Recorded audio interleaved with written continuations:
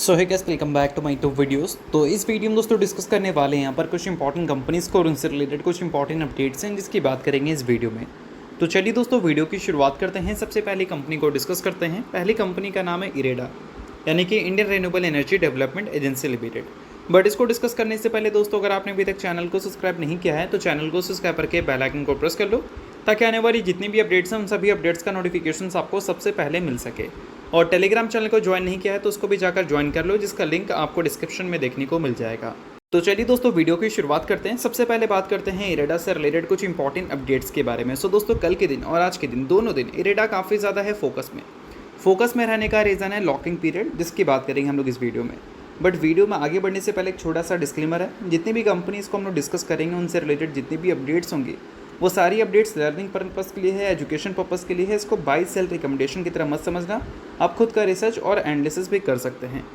तो चलिए अब इरेडा से रिलेटेड डिटेल में बात कर लेते हैं। तो देखो दोस्तों, कल के दिन क्या हुआ है कि इरेडा की लॉकिंग पीरियड की एक्सपायरी हमें देखने को मिली है, जिस एक्सपायरी की वजह से $1 बिलियन से भी ज़्यादा का शेयर्स मार्केट में अब ट्रेड होने के लिए पूरी तरह से एलिजिबल हो चुके हैं। अब ऐसा क्यों होता है तो मैं आपको समझा देना चाहूँगा कि कोई भी कंपनी जब IPO लाती है तो उस IPO में अगर अच्छे गेन्स मिलते हैं इन्वेस्टर्स को तो मैक्सिमम टाइम हमें प्रॉफिट बुकिंग देखने को मिलती है। IPO के अच्छे गेन्स के बाद आपने देखा ही है काफ़ी सारी कंपनीज़ के IPO पिछले कुछ सालों में हमें देखने को मिले हैं, तो ये चीज़ तो आपको बिल्कुल पता ही होगी।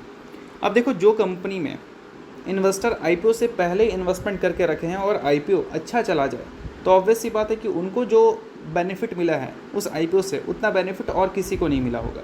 बट ऐसा नहीं है कि वो सबकी तरह तुरंत मार्केट में लिस्ट होने के बाद शेयर्स बेच सकते हैं, ऐसा नहीं है। उनके शेयर्स को लॉकिंग पीरियड में डाल दिया जाता है सेबी के थ्रू, और ये लॉकिंग पीरियड इसलिए इंट्रोड्यूस किया गया है ताकि रिटेल इन्वेस्टर्स को बड़े लॉसेस फेस करने को ना मिले। ये रिटेल इन्वेस्टर्स के लिए किया गया है। अब वो जो लॉकिंग पीरियड है वो जैसे एक्सपायर होगा तब भी वो जो शेयर होल्डर होंगे लॉकिंग पीरियड वाले वो तो प्रॉफिट में होंगे, जिस केस में क्या है कि प्रॉफिट बुकिंग हमें देखने को मिल जाती है। और ये चीज़ें ऐसी नहीं कि सिर्फ इरेडा में ही हमें देखने को मिल रही है, बहुत सारी कंपनीज़ में देखने को मिला है। लक्ष्मी ऑर्गेनिक का IPO अच्छा गया था, लॉकिंग पीरियड की एक्सपायरी के बाद ज़बरदस्त गिरी थी। हैप्पीएस्ट माइंड की बात करें तो उसमें भी सेम चीज़ हुआ था, कैम्स की बात करें तो उसमें भी सेम चीज़ हुआ था। तो लॉकिंग पीरियड के एक्सपायरी के बाद अक्सर गिरावट हमें देखने को मिल जाती है उन कंपनीज़ में जिसका IPO हमें अच्छा जाता हुआ दिखा है। तो इस वजह से इरेडा भी लास्ट ट्रेडिंग डे आपको वीक परफॉर्म करती हुई दिखी थी। अब इस लॉकिंग पीरियड के एक्सपायरी की वजह से कितने शेयर्स मार्केट में ट्रेड के लिए एलिजिबल हैं, तो वो नंबर आपको देखने को मिलता है 53.8 करोड़ शेयर्स। अगर कंपनी के total number of outstanding shares को देखोगे तो उसका ये 20% है। तो एक बड़ा शेयर्स अनलॉक हुआ है, और इस वजह से आप बोल सकते हैं कि लास्ट ट्रेडिंग डे और आज के दिन थोड़ी सी आपको वीकनेस इरेडा में देखने को मिली है। बट ये सारी चीज़ें ऐसा नहीं कि इरेडा के बिजनेस को रिफ्लेक्ट करेंगे। बिजनेस अलग है, स्टॉक मार्केट की परफॉर्मेंस अलग है, दोनों को आप जोड़ मत दिया करो। कभी कभी बिजनेस के ख़राब इम्पैक्ट की वजह से स्टॉक मार्केट में आपको रिएक्शन देखने को मिलती है, बट जो आज के दिन का परफॉर्मेंस है, कल के दिन का परफॉर्मेंस है, वो सारी चीज़ें जो हैं वो बिज़नेस पे रिफ्लेक्ट नहीं करती हैं।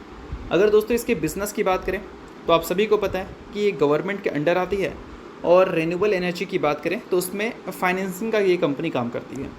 पिछले कुछ सालों में ग्रोथ इस कंपनी का काफ़ी सही रहा है। अगर रेवेन्यू ग्रोथ देखोगे पिछले 5 साल का तो 23% CAGR दिखेगा, प्रॉफिट उससे भी ज़्यादा।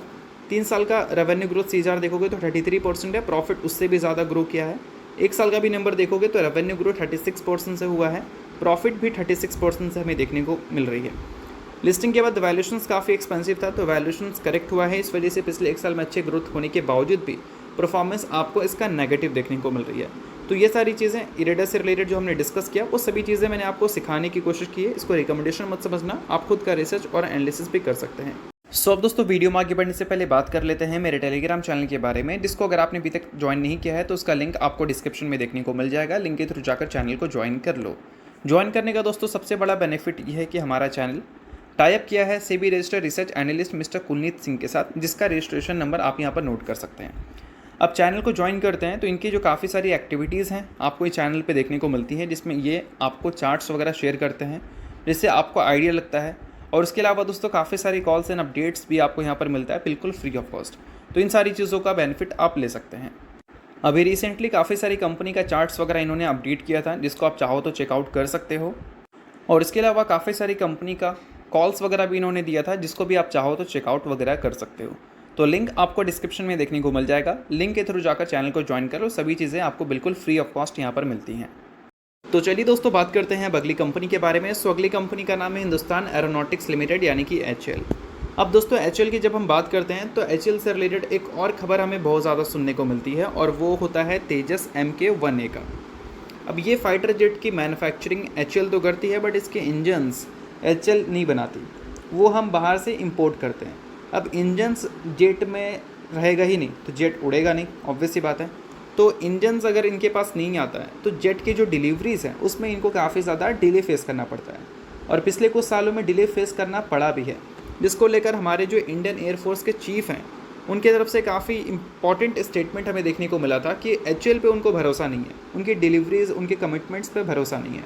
इसके बाद हमें काफ़ी ज़्यादा चर्चे भी सुनने को मिले थे, HAL से रिलेटेड नेगेटिव कमेंट्री भी देखने को मिली थी ब्रोकरेज हाउस का।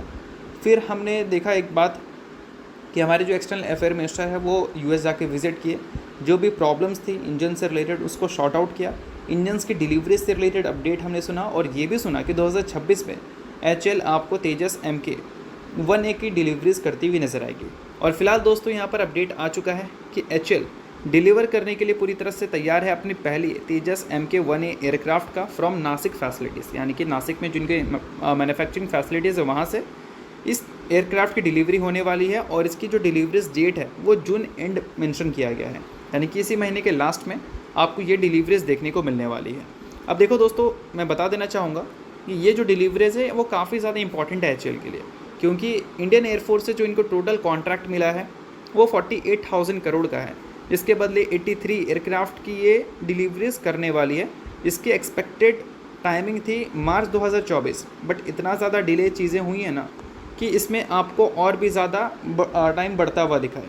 बट अगर पहला हो चुका है तो हो सकता है कि इस फाइनेंशियल ईयर हमें और भी डिलीवरीज देखने को मिले HAL की तरफ से इंडियन एयरफोर्स को, और जितना ज़्यादा डिलीवरीज इनको देखने को मिलती है उतना ज़्यादा अब इनके रेवेन्यू एंड प्रॉफिट में हम ग्रोथ की उम्मीद कर सकते हैं, क्योंकि ऑर्डर बुक का साइज़ जो है वो अच्छा खासा बड़ा है इस वजह से। और दोस्तों, इन सारी चीज़ों के बाद एक और बड़ी बात हम लोग कवर कर लेते हैं। अब देखो, HAL फास्ट काम नहीं कर पाती है, क्योंकि HAL के पास जितने बड़े ऑर्डर बुक हैं उतना बड़ा कंपनी के पास प्रोडक्शन फैसिलिटीज़ है नहीं। इस वजह से HAL ने बताया था कि हर साल हम 3,000 करोड़ का कैपेक्स करेंगे अगले 5 सालों के लिए, यानी कि 15,000 करोड़ का कैपेक्स कंपनी अगले 5 सालों में करती हुई नजर आएगी अपने प्रोडक्शन कैपेसिटीज़ को बढ़ाने के लिए। तो फिलहाल यहाँ पर एक अपडेट सुनने को मिल रहा है कि फर्स्ट सेंटर यहाँ पर HAL को मिल चुका है। LCA मतलब बोल सकते हैं लो कॉम्पैक्ट एयरक्राफ्ट MK-1A का, या फिर बोल सकते हैं HAL जो इसकी मैन्युफैक्चरिंग करती है उसमें उसको डिले जो हो रहा है उसका एक बहुत बड़ा रीज़न हम बोल सकते हैं प्रोडक्शन फैसिलिटीज़ है। बट उसको जल्दी करने के लिए एक सेंटर यहाँ पर इशू किया गया है HAL को, जिससे क्या है कि वो अपने जो प्रोडक्शन पेस है उसको बढ़ाती हुई नज़र आ सकती है। यहाँ पर डिटेल आप नोट कर सकते हैं, वेम टेक्नोलॉजीज़ बोल सकते हैं एक सेंटर यहाँ पर बोल सकते हैं हैंड ओवर की है HAL को LCA तेजस MK-1A का। अब ये जो इशू किया गया है वो इसलिए किया गया है ताकि HAL का जो बोल सकते हैं एयरक्राफ्ट प्रोडक्शन का टाइमिंग है उसको वो इंक्रीज़ कर सके इंडियन एयरफोर्स को देने के लिए। तो ये सारी जो चीज़ें हैं वो HAL से रिलेटेड काफ़ी बड़ी हैं, तो इस वजह से इन सारी चीज़ों को आप नोट डाउन कर सकते हैं अगर आप HAL के इन्वेस्टर हैं तो। इसके अलावा दोस्तों बात करते हैं अगली कंपनी के बारे में, जिसका नाम है KEI इंडस्ट्रीज़ लिमिटेड। हाल ही में क्या हुआ है कि KEI इंडस्ट्रीज़ अपनी Q4 की रिज़ल्ट को रिपोर्ट की थी, जहाँ पर कंपनी के जो रेवेन्यू थे वो ईयर ऑन ईयर बेसिस पे 25% से ग्रो करते हुए नजर आए थे। पिछले 4 क्वार्टर का अगर रिकॉर्ड देखोगे तो ये one of the best growth था अगर हम ईयर ऑन ईयर बेसिस पे कंपैरिजन करें। और सेम अगर कंपनी के मार्जिन्स की बात करें तो मार्जिन्स भी कंपनी का मेंटेन रहता हुआ देखने को मिला, और प्रॉफिट्स में भी अच्छी ग्रोथ देखने को मिली। अगर पूरे फाइनेंशियल ईयर की बात करें तो कंपनी के रेवेन्यू 20% से और प्रॉफिट भी 20% से हमें ग्रो करते हुए नजर आए। मार्जिन्स कंपनी के स्टेबल थी, इस वजह से प्रॉफिट ग्रोथ और रेवेन्यू ग्रोथ हमें ठीक देखने को मिली। यही पॉलीकैब इंडिया में आपको सेम चीज़ देखने को नहीं मिला, जहाँ पर कंपनी के जो प्रॉफिट ग्रोथ है वो कम देखने को मिले रेवेन्यू ग्रोथ के कंपैरिजन में, क्योंकि मार्जिन्स को कंट्रोल कर पाना उनके लिए थोड़ा सा मुश्किल हो रहा था। और फिलहाल जो KEI इंडस्ट्री ने 2025 में ग्रोथ रिपोर्ट की है, उसके बाद मैनेजमेंट की कुछ गाइडेंस भी हमें देखने को मिला है कि अगले 2 से 3 सालों में ये कंपनी का परफॉर्मेंस हमें कैसा दिख सकता है।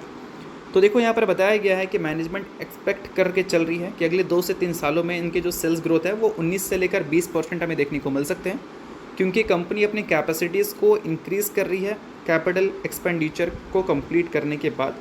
और डोमेस्टिक डिमांड और ओवरसीज़ मार्केट की बात करें यानी कि इंटरनेशनल मार्केट के, तो वहाँ से काफ़ी स्ट्रॉन्ग डिमांड कंपनी को मिल रहा है इस वजह से। और दोस्तों अगर एक्सपोर्ट की बात करें यानी कि ओवरसीज़ मार्केट की बात करें, तो उसका डेटा भी कंपनी ने शो किया था कि Q4 में अगर देखोगे तो 492 करोड़ का रेवेन्यू कंपनी को मिला था एक्सपोर्ट से, जिसको अगर ईयर ऑन ईयर बेसिस पे कंपैरिजन करें तो 92% की जंप हमें इसमें देखने को मिली थी।